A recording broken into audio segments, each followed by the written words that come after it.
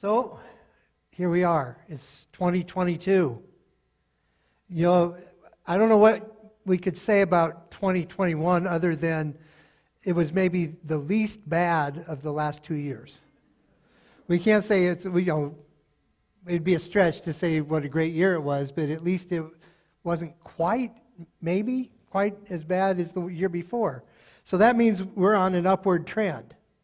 So that portends good things, right? The future is looking bright.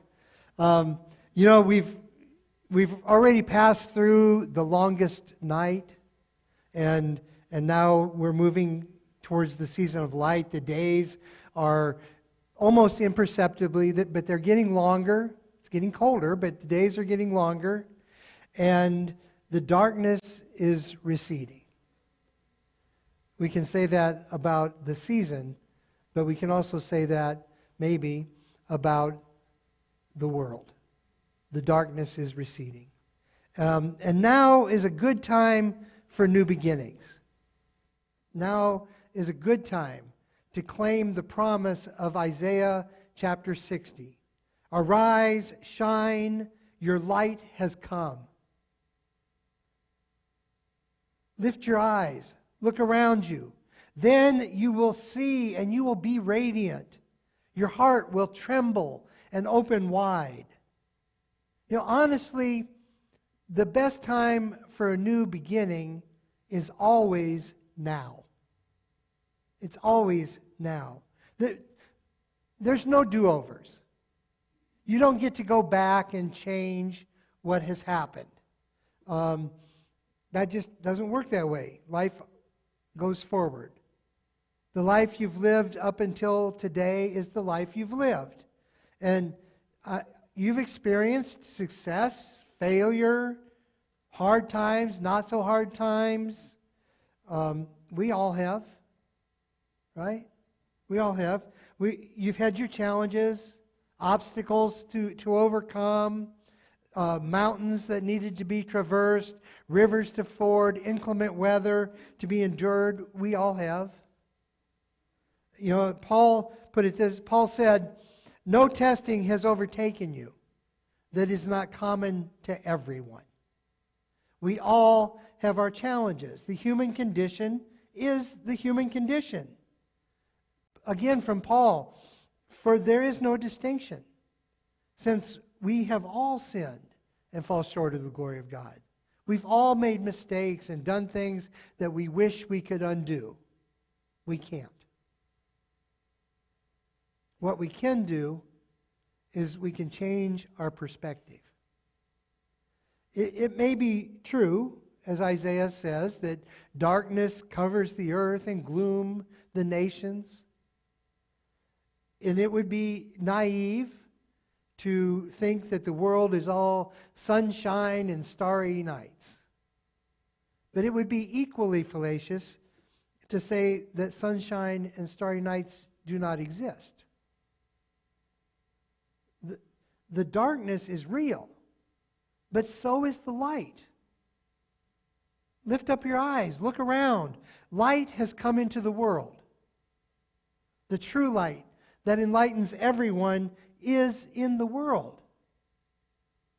The world is filled with light and darkness, pain and pleasure, joy and sorrow, hope and despair, hatred and love. All of these.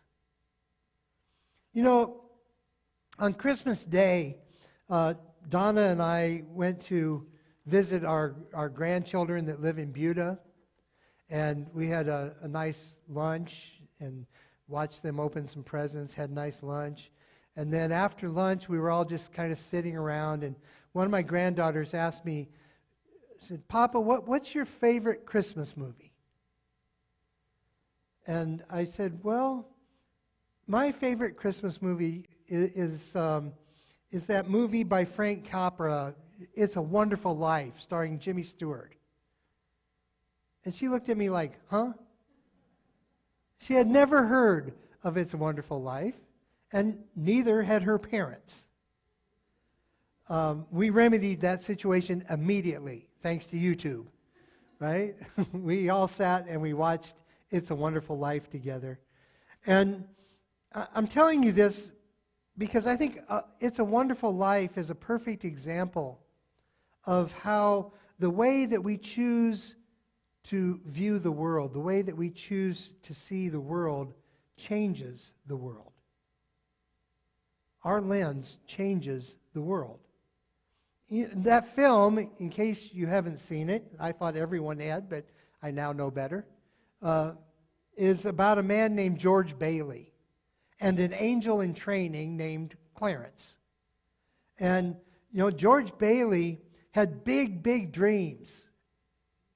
As a young man, he had big dreams. He was going to go out and see the whole world, and then he was going to become an architect and design these big skyscrapers and buildings and things. And it was just going to be, he had his whole life all planned out. It was going to be amazing. None of that ever happened. And George feels like a failure. Like he's a total failure. None of his big dreams have been realized. And he gets so discouraged that his thinking about just ending it all. And it's Christmas. It's Christmas. And, as the movie opens, we hear the angels discussing George, and then we see his life in a set of flashbacks where George ends up on a cold, icy night out on this bridge over this cold river.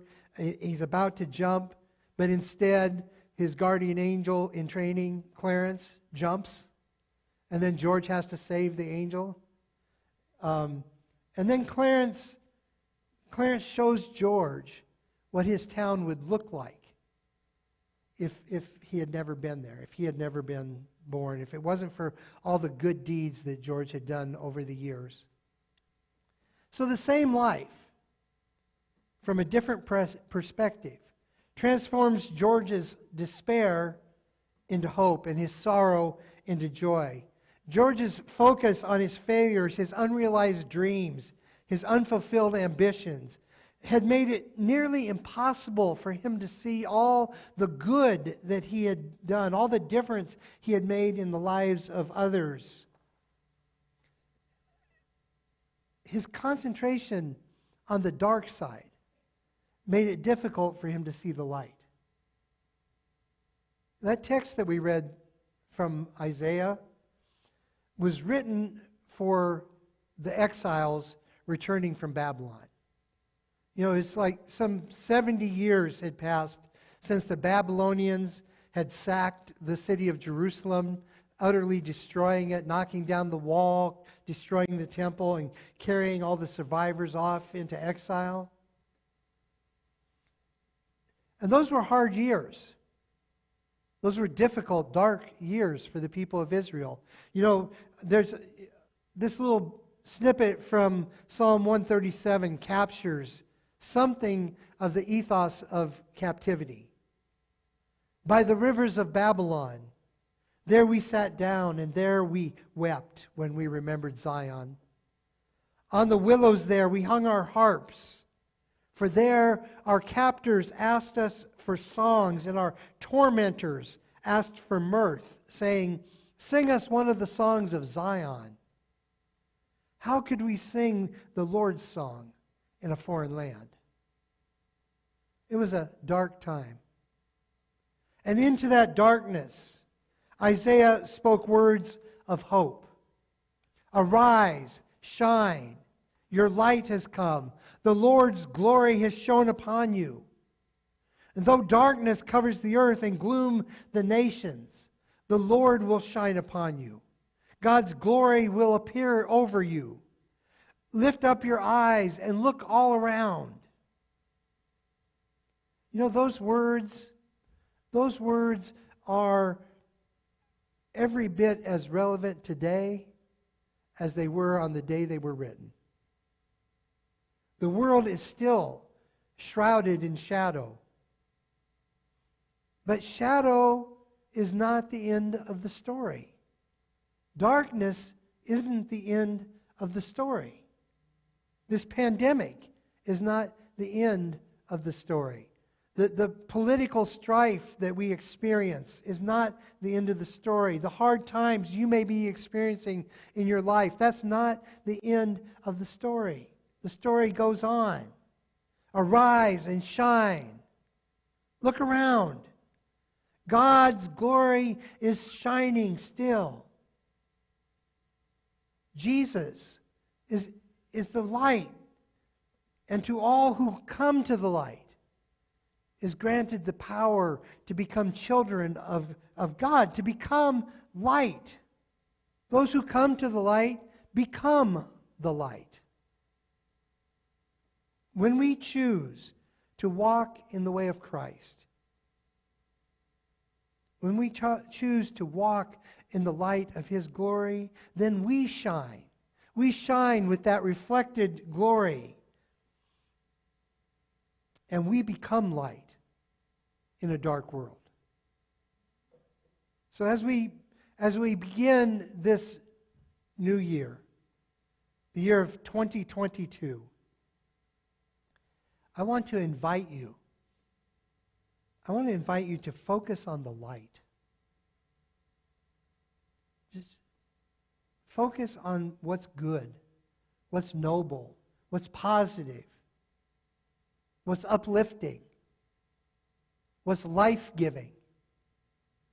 Focus on the light. Look all around you. Lift up your eyes, look around, and see the new thing that God is doing. God is doing a new thing in the world today. Pay attention. Pay attention to the way that God is at work, not only in the world, but also how is God working in your life? It sounds trite to say it, almost cliche, but count your blessings. Count your blessings. Arise and shine. Your light has come. Amen.